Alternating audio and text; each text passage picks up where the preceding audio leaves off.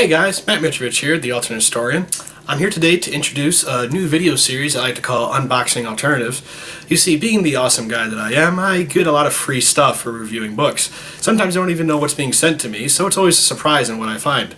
So with that being said, I would like to share with you one of my recent deliveries. I don't know what it is, I don't know who sent it. I got an idea who sent it since the good folks at HarperCollins seem to have sent it to me. But nevertheless, I am going to be surprised just as much as you are. So let's take a look what's in here. Alright. And this whole show is completely improvised, no script, because I just want the reaction to be as normal as possible. So I cut off the package and... oh shit! It's The British Line by Tony Shoemaker. Or is it Schumacher? Hey Tony, I'm sorry, I actually interviewed you and I really apologize if I pronounced your name wrong. So, anywho, yeah, here's the book. And, hold on. Okay, there's nothing inside the bag, this is all that was in there. So, let me just check. It's always, sometimes publishers will send a little, like, flyer along with it. Usually has information on it, like about the plot, maybe ways to contact the publisher or the author. No, this is just it. It is actually a paperback copy, as you can see. I have the first book, which is in hardcover. Seems like they're not spending that much money. No, I'm kidding. You know, here's the thing about The Darkest Hour by Tony Shoemaker, or Schumacher. It's a really good book. It's about a British collaborator during World War II. Britain has fallen to Germany. You guys heard my rant about Operation Sea Lion, so I won't go into that before. Anyway, he's working with the Germans to track down the Jewish British population, and there's an event happens in his life that causes him to completely rethink what he's done. He tries to save the life of this young boy and hopefully gain some redemption for himself. It's a really powerful story. It's a really good book. I believe, yes, it was nominated for the Sidewise Award. It didn't win, but it's still a really good book and I highly recommend it. What I don't like, though, is the cover. And the cover has the same problem as the sequel. I mean, the sequel has the same problem with this cover. I wonder if you can notice it.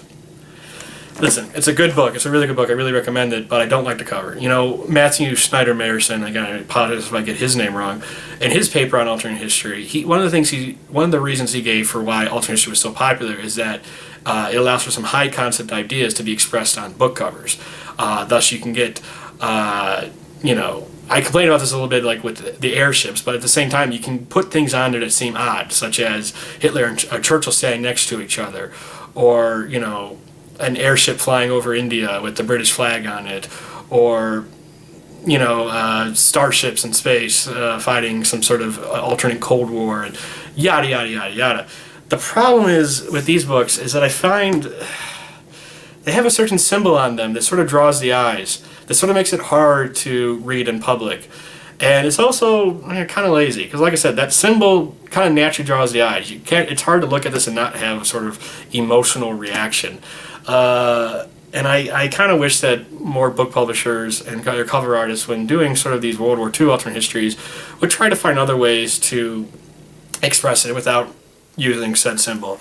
And again, you know, I'm sure this book is going to be really good. If it's anything like the first book, I'm sure it'll be really good. But I really wish they would do a little bit more with the cover. And you can't say this because it's an uncorrected proof. See, right there, uncorrected proof that they're going to change it, because you see this promotional material with the book all the time, that cover. So this is the cover they're going to have.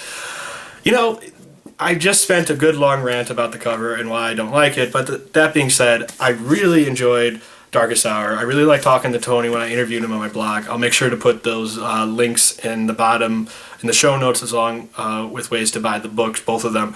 And I probably am going to enjoy this, although I may have to read it outside of the train, just so that people don't get the wrong idea. Because if there's one thing I've learned while being an alternate historian, is that people have, when you try to explain alternate history to the normies, they tend to immediately have bad thoughts about it. It's like, I like alternate history. Oh, you like conspiracy theories? No, not at all. And I don't, it's when you go into public areas with big swastika on your book, it makes it difficult to read. So I'll probably have to read it at home. But you know what? Not a fan of the covers, but I really did enjoy The Darkest Hour. I'm sure the British line will be really good. So there you guys go. I had a very long rant on covers of all things, and I also gave a little mini review of The Darkest Hour, which I do think you should pick up. So with that being said, I hope you guys enjoyed the first episode of what did I call this? I called it Unboxing Alternatives. I hope to do it more often in the future because I like free stuff.